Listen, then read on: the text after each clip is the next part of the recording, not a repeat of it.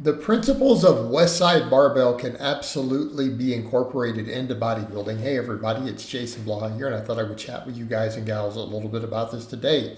Again, these are ideas that I have evolved through over many years of doing this. Again, keeping in mind a number of years back, I ran a lot of conjugate personally. I coached a lot of clients on conjugate.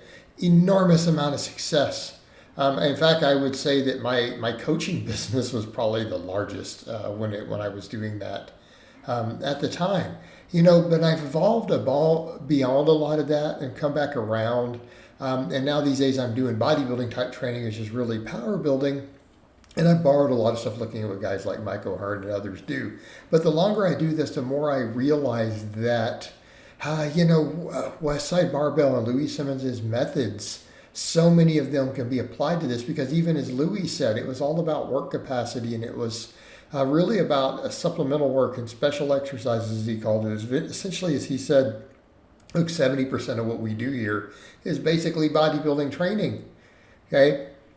And I've seen other people implement a lot of these things. I mean, even Mike O'Hearn does to some extent. I've chatted with other coaches who have come through a lot of these backgrounds, have gone over to even competing in bodybuilding and at more mature masters ages who come from these same backgrounds. And what's fascinating is how many still utilize a lot of these tools, the box squat, some of the speed work, speed work with chains, bands, or the reverse hyper.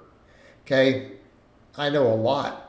I've met other people in different venues who still talk about this. Again, older bodybuilders, right? People who have a lot of experience in the game, but like that 20 plus year mark.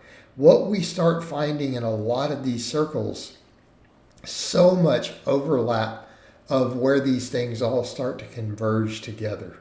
And we start to realize, how much guys like Louis Simmons brought to the game to where it carries back over to these things. Because people have to remember, when I was first starting, 25 years ago or so, back then everyone still cared about this. It was like all the bodybuilders that I knew out there, they still cared about their squat, bench, deadlift. They wanted to be strong, right?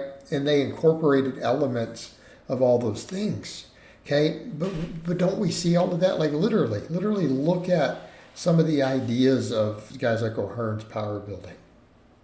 Look at these different approaches, and I agree. I was chatting with actually Scott Hall about this on a phone call just actually yesterday before making this video. Of course, this video won't be up for a few weeks. We were talking about that. We had a conversation about that. We're going to work on possibly a project. And he was kind of saying this, like, right, exactly. I still use this stuff. We don't have to follow the book of methods, right? We don't have to have, hey, this is our max effort lower day. This is our speed lower day. Like even for me, I'm finding stuff to where I can come in and incorporate the speed work. Okay. We can incorporate the speed work right behind heavy stuff. Like, the 500 squat you saw here, the box squat there, right? I did just a raw onto a 12-inch box, which is a fairly low box, 500 box squat, right? Then I came behind it and did my lighter work for compensatory acceleration with chains. Strip the weight down, strip a couple plates off the side, throw 50 pounds of chains on, right? And roll with it, right? We roll with it. We run with those chains and did that. And then treated it just like you would see a Westside lower day. What I do after a bunch of machine work, right, for my quads. Deadlift day treated maybe not quite the same. I don't know if it's true speed work because I did work sets of 500, but the same idea. Came and pulled a heavy single, did some back off triples. Then it's like, okay, what do we want to do after that? It started looking like Westside stuff. Like, oh, we could do some axle bar work, right? Then glute ham raises, reverse hypers. This looks very Westside, even though it was called my posterior chain day, my glute and hamstring day. It's really what it looked like. Right. This is one of the couple of the triples there. Right. Do 495 for 3. But are we getting close to what Westside's percentages were of raw maxes? Right? Aren't we? We're sitting at about 80%. sitting at about 80%, pulling some triples, afterwards. You start looking at their numbers. A lot of times for the powerlifters going into a meet, it was like that. But now splitting them into days, there's no need. There's no need. But then the whole idea is still the same. Heavy work. It's even Louis used to say, 5% of our training is really, really heavy, close to max effort or max effort work. I guess it could be a heavy triple. So I can then do all this other stuff. But isn't that what we see with most of the power building approach? And in a way, Westside was power building.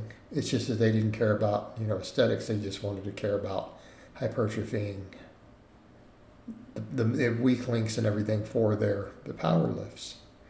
But we can take that over and do all that same stuff and then say, can we just maximize hypertrophy? Can we just grow everything? Make sure every muscle gets at least 12 work sets, top to bottom, through your whole dang body, even if you got to start isolating. A lot of what I'm doing, right? Back in bicep day, do 12 sets of combination of pull-ups, rows, then do 15 sets of curls. Powerlifter wouldn't do that, but I need to, because I need to start looking more and more like a bodybuilder. But this starts to look very similar, right? Like you'll see me come in and do flat bench, but then you'll see me do some incline, and then you start hammering out those dumbbells, all the dumbbell presses.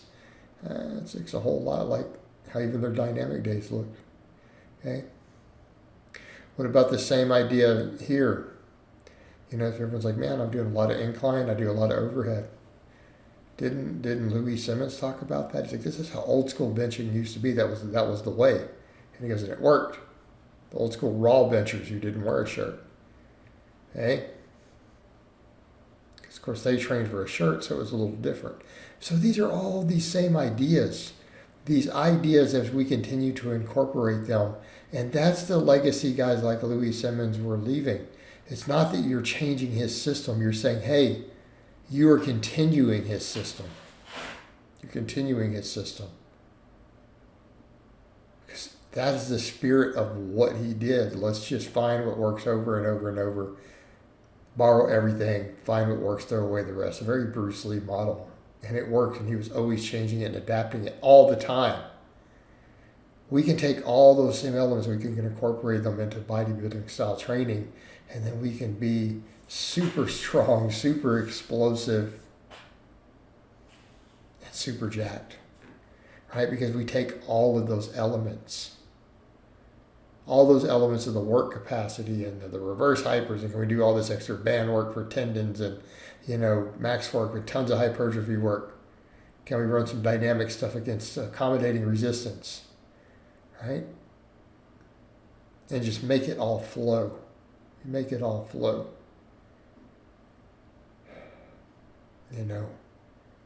That's the legacy he left us.